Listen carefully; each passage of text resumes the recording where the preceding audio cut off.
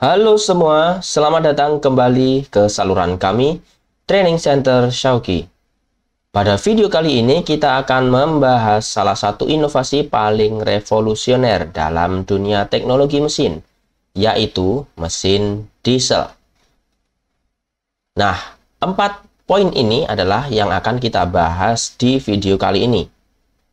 Dari mulai sejarah, definisi, struktur umum, dan juga cara kerjanya. Berikut sejarah singkatnya, di mana engine diesel ini ditemukan oleh seorang insinyur asal Jerman pada abad ke-19, yaitu Rudolf Diesel. Dan pada tahun 1893, Mbah Rudolf Diesel ini mematenkan ide mesin yang menggunakan tekanan tinggi untuk menghasilkan tenaga.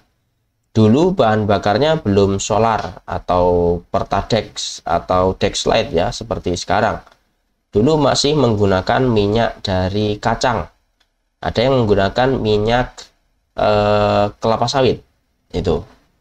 Nah, seiring berjalannya waktu, mesin diesel ini mengalami berbagai inovasi, di mana kita tahu sekarang mesin diesel digunakan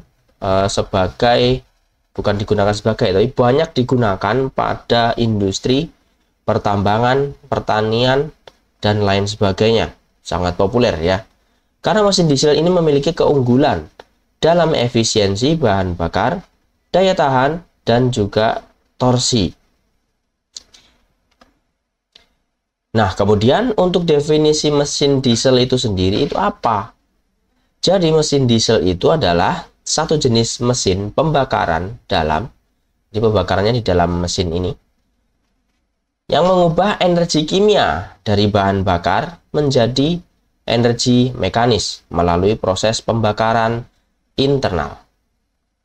Mesin diesel bekerja berdasarkan prinsip kompresi udara yang tinggi untuk memanaskan udara di dalam silinder hingga mencapai suhu yang cukup untuk menyulut bahan bakar yang disemprotkan ke dalam ruang bakar. Seperti kita ketahui, bahan bakar dapat terbakar ketika di situ ada oksigen dan ada sumber panas. Kalau pada engine tipe lain, sumber panasnya itu adalah percikan bunga api. Namun pada mesin diesel ini, sumber panasnya berasal dari udara yang dikompresi dengan tekanan yang sangat tinggi. Nah, setelah definisi mesin diesel, kita lanjut ke ini struktur umum untuk mesin diesel. Ini adalah salah satu contoh yang paling simpel untuk menjelaskan struktur umum mesin diesel. Yang pertama, kita bahas yang bergerak naik turun ini dulu. Beliau bernama piston atau bahasa lainnya seker atau torak. Torak apa-apa ya? Ya intinya itulah ya, piston. Adalah komponen utama dalam mesin diesel yang bergerak naik turun dalam silinder seperti ini untuk menghasilkan tenaga. Nah, tidak hanya pada mesin diesel, pada mesin bensin juga menggunakan yang namanya piston. Hanya saja desainnya berbeda. Mungkin akan dibahas untuk desain piston pada video selanjutnya. Kemudian di sini yang mengelilingi atau menyelimuti piston di situ ada namanya silinder. Nah, silinder di sini berfungsi sebagai ruang bakar. Di mana ruang bakar ini nanti bersentuhan langsung dengan bagian piston. Ini seperti layaknya kalau dulu kita bermain suntik-suntikan, di mana pistonnya itu ada bagian tengahnya dan yang pinggir ini adalah bagian bodinya. Nah, di sini untuk apa silinder? Nah, di sini sebenarnya akan bekerja sama dengan yang bagian atas ini namanya silinder head untuk membentuk ruang bakar. Maaf. Nah, kemudian ada satu komponen di bawah piston. Sebenarnya ini ada lagi komponen ini namanya connecting rod atau stang shaker. Tapi di sini tidak ditampilkan, langsung ke yang namanya crankshaft. Nah, crankshaft ini ibarat sepeda ya, kalau di piston dan connecting rodnya itu seperti kaki kita. Nah, untuk pedal itu adalah crankshaftnya. Jadi crankshaft ini mengubah gerakan resipro naik turun yang dua arah saja menjadi gerakan putar. Di mana crankshaft nanti akan satu shaft atau satu poros dengan ini gear yang crank gear di sini. Nah, untuk crank gear nanti akan bertemu dengan yang namanya idler gear. Ini untuk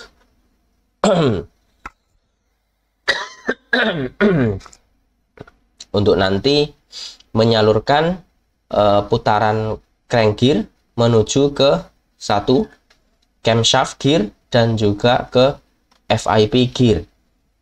Camshaft gear untuk mengatur valve, sistem valve di sini. Kalau untuk FIP gear atau fuel injection pump gear untuk mengatur pemompaan bahan bakar. Kita ke camshaft dahulu. Camshaft dia satu poros di sini dengan yang namanya cam lobe. Kalau shaftnya itu berbentuk silinder mulus, kalau cam lobe ini elips, ya, potongannya elips. Ada tonjolannya. Tonjolan di sini untuk mendorong sistem di sini ada push rod. Push rod nanti ketika terdorong ke atas akan mendorong di bagian rocker arm. Ketika rocker arm bergerak, maka akan membuka atau menutup katup atau valve. Terdapat dua jenis katup, yaitu intake untuk saluran udara masuk dan exhaust untuk saluran udara keluar. Dan komponen yang selanjutnya adalah FIP gear, satu shaft dengan cam lobe FIP. Di sini ada fuel injection pump. Ini hanya untuk menggambarkan paling simpelnya ya. Jadi fuel injection pump ini gerakannya seperti berikut. Salah satu contohnya, dia untuk menghisap bahan bakar dari bawah untuk disalurkan ke atas dengan tekanan yang tinggi. Ke atas kemana? Ke sini, ke injektor atau nozzle.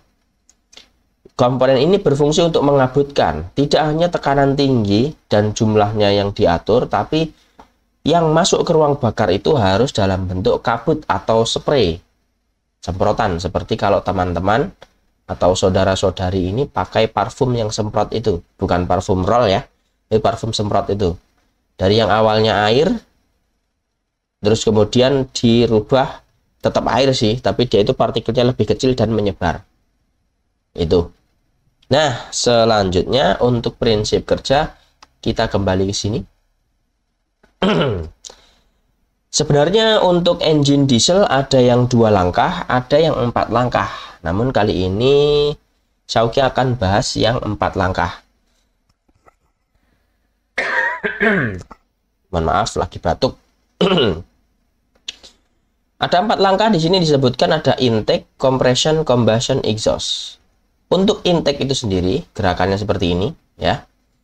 Ketika intake valve yang ini terbuka dan exhaust valve tertutup, terus kemudian piston bergerak turun, maka udara segar akan masuk ke dalam silinder atau ruang bakar.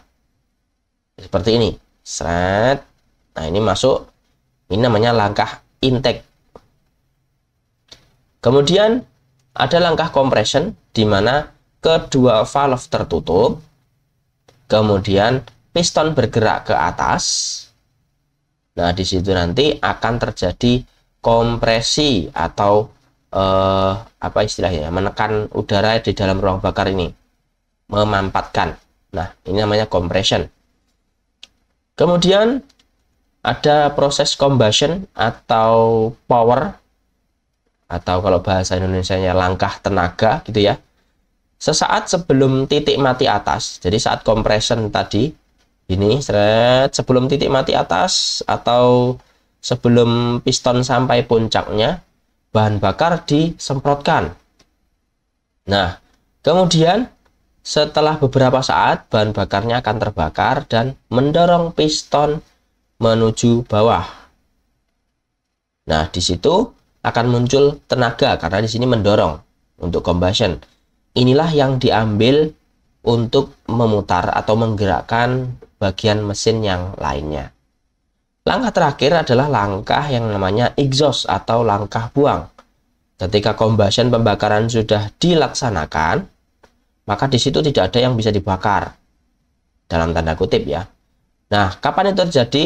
Di sini saat exhaust valve-nya kebuka, piston bergerak ke atas sehingga udara di dalam ruang bakar akan keluar melalui exhaust valve yang terbuka. Oke, teman-teman semua. Mungkin kali ini videonya cukup sampai di sini. Untuk sistem utama atau 5 sistem utama di engine diesel bisa kunjungi link di deskripsi. Oke, mungkin nanti akan dibahas juga lebih detail untuk 5 sistem itu, atau sebelum itu nanti Xiaoki akan bahas tentang lebih detail tentang komponen-komponen pada engine diesel. Oke, terima kasih telah menonton. Mohon maaf atas segala kekurangan. Semoga bermanfaat. Nantikan video selanjutnya. Sampai jumpa.